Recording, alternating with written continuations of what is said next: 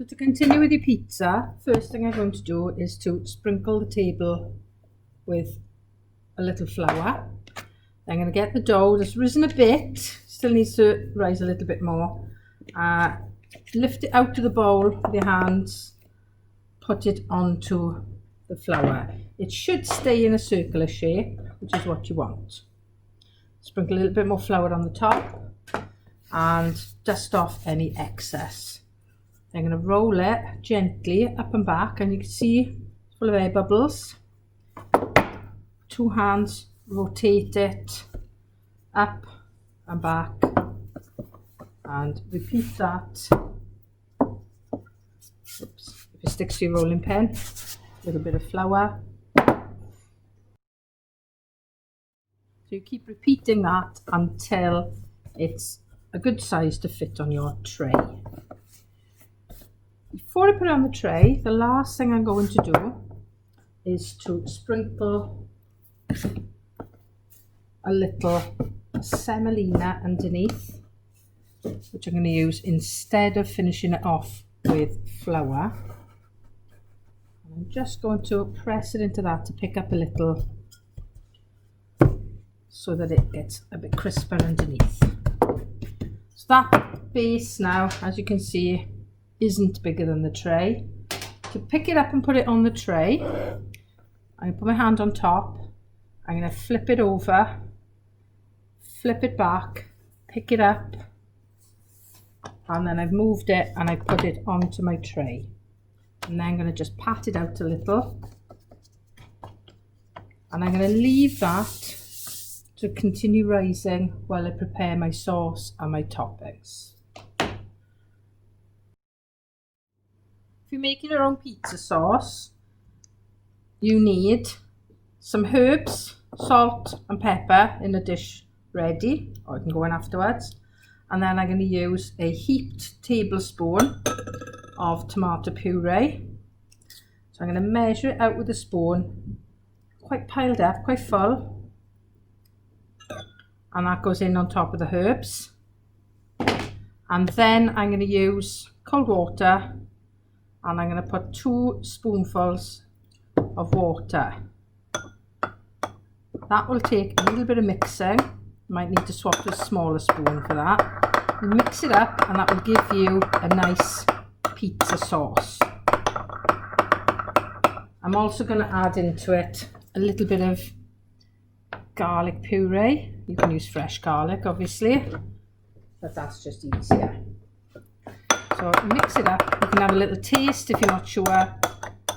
You could mix some barbecue sauce in with it. You could mix some chili sauce in with it. And there's your pizza sauce. So that pizza sauce now needs to be spread onto your base. Use that tablespoon, get it all out. You should have just the right amount. If you need to make up a bit more, you just mix another little amount. Spread it using the back of the spoon, and rather than twisting yourself round, once you've done that first half, turn your tray and keep spreading, leaving about 1 centimetre for a crust. If you press too hard, it wipes off. So light with the spoon and just sort of push it into place. Try not to get it all over the edge, and certainly not on the tray, or it will burn and it will look messy. My ready grated mozzarella cheese is going on next. Take a large handful and drop it in the middle. Then use your hands to spread it out. You can have a little bit less, you can have a little bit more, it's up to you, but don't put loads of it or it will just melt and start to slide off the pizza. Try to cover the puree. It protects the puree from burning in the heat of the oven. So just a light sprinkling. You should just be able to see your sauce through it. If you want to leave out the cheese, you can, but you need lots of juicy toppings like roasted peppers or mushrooms or pineapple to stop it being too dry. I'm just going to top this with pepperoni. Don't know which way up that is. They're quite big round slices, so I'm going to cut them in half and just arrange them in a neat way. You can chop up your toppings and just scatter them over.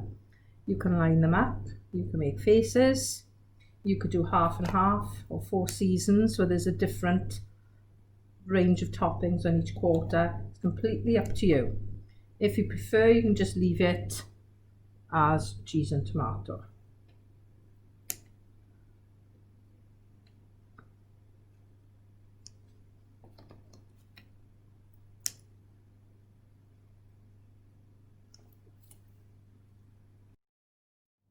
When that's had a bit longer to rise, it needs to go in the oven for 12 to 15 minutes until it looks golden around the crust and the cheese has melted and the toppings are cooking.